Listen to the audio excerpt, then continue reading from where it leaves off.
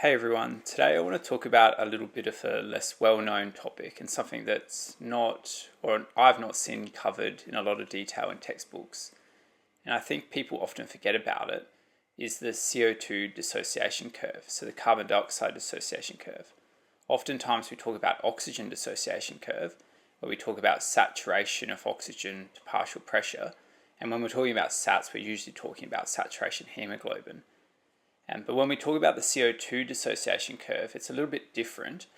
And I'm going to, on the same graph, also draw the oxygen dissociation curve. But again, I'll point out some key differences because it's not saturation hemoglobin that we're specifically looking at here. So on our x-axis, we'll draw partial pressure, which is the same if you're going to draw the oxygen hemoglobin dissociation curve. And we do it in millimeters of mercury. And then on our y-axis, we'll do gas content, and we can do mil per deciliter, but you can also do mil per litre. If you do mil per litre, you just add a 0 to the end. So the key numbers we'll draw here is 20, 40, 60, and then the key numbers in between here would be 48 and 52, so 52. Again, if you're going to do this in litres, you'll just make it 480 and 520. And then on our x-axis, again, we'll just do it in 20 millimeter mercury increments, so 20, 40, 60, 80, and 100. And the key partial pressure to not forget here would be 46 millimeters of mercury. There's 3 lines that we're going to draw, and that's our arterial CO2 in red, our venous CO2 in blue, and our oxygen in green. So this is going to be gas content in mil per deciliter for the partial pressure, which is our x-axis.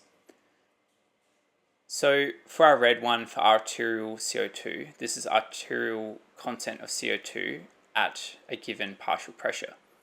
So the important number here would be 40 millimeters of mercury, which is about what our normal partial pressure of CO2 is in our arterial blood. For our venous CO2, the important number here is 46 millimeters of mercury, as this is about what our partial pressure is in venous blood of CO2.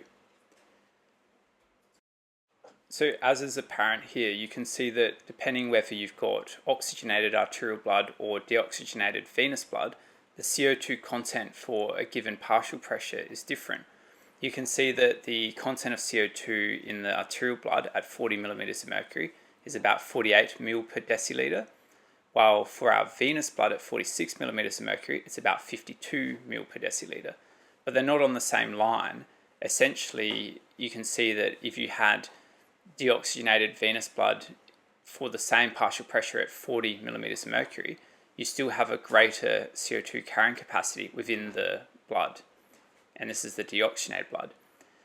Now, I'm going to draw in green the oxygen dissociation curve here, and then we can explain further as to why there's differences between them.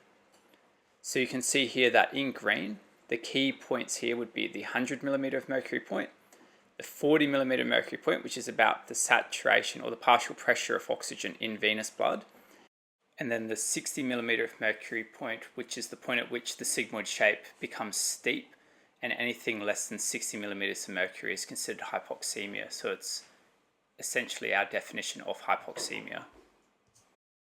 So a question you may be wondering, or a question at least I was wondering when this was first shown to me, was why is there an arterial CO2 curve and a venous CO2 curve?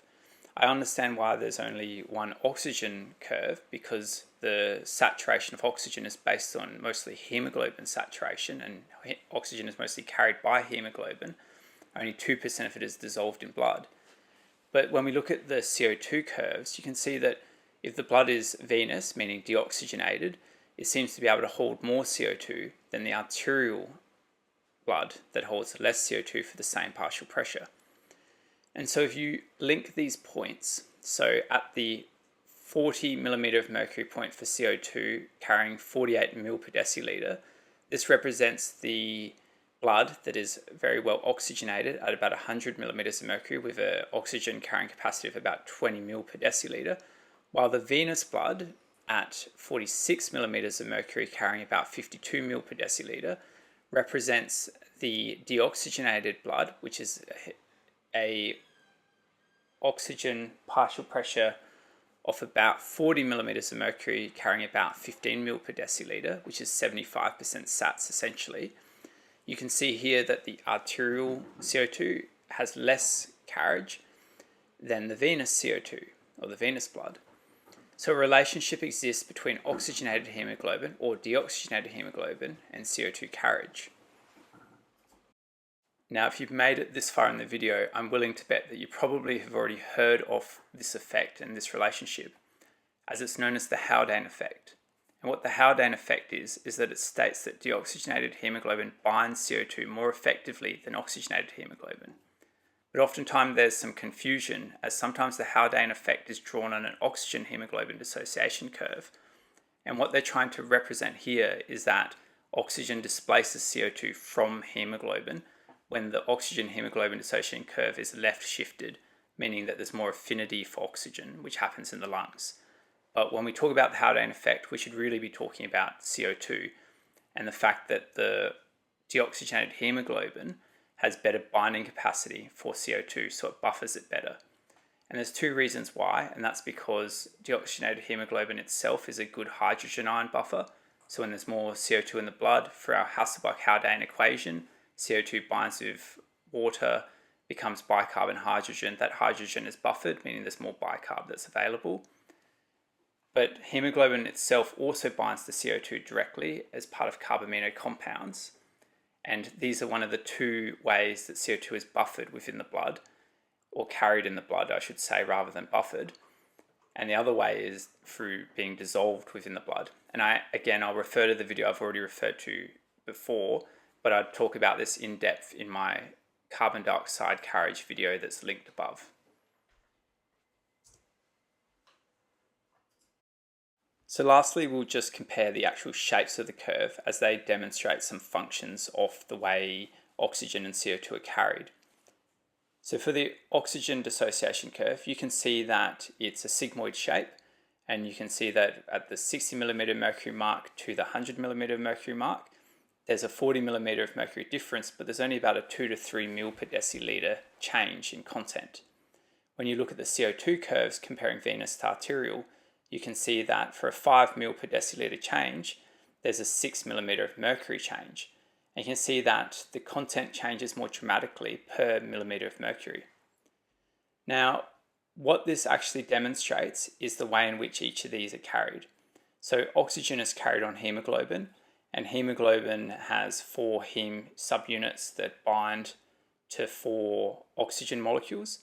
And for each binding, there's a change in the shape of the hemoglobin that increases affinity for the oxygen. So the more binding there is, the more affinity. This is important because once you fully saturate your hemoglobin, the only way to carry more oxygen in the blood is through dissolved oxygen. So you can increase it by increasing the FiO2, but when you're breathing room air and ventilating normally, your hemoglobin is essentially completely saturated and there's a ceiling effect. So there's a plateau. Now, this is important because say you have unventilated blood, you've got blood that is shunting past the lungs and unable to be oxygenated. The blood that is going through the lungs and able to be oxygenated will reach its ceiling quite quickly. And what this means is that once your shunt becomes great enough, you can't overcome the shunt with more oxygen because the blood just can't carry enough oxygen in the blood that's actually being ventilated. So generally it's said that once your shunt goes above 30%, no matter what your FiO2 is, you can't overcome the shunt. You will remain hypoxemic. In CO2 it's a bit different, and this is because CO2 very readily diffuses across membranes. So even though a smaller volume of blood is being ventilated, CO2 can still easily diffuse out into the atmosphere with increase in ventilation, despite part of the blood being shunted past alveoli. CO2 partial pressure also remains relatively low for the content of blood, given that, as we've shown here, in deoxygenated blood, for the same partial pressure, the blood can actually carry more CO2. I go into more detail into this in my video about CO2 carriage in blood, which is again linked above. So that will explain this a bit more and explain the ratios of how CO2 is actually carried as it's carried either with bicarbonate as carbamide compounds or it's dissolved in blood. But the main point of this video is that this graph demonstrates the Haldane effect and the relationship between CO2 carriage and the deoxygenated and oxygenated hemoglobin.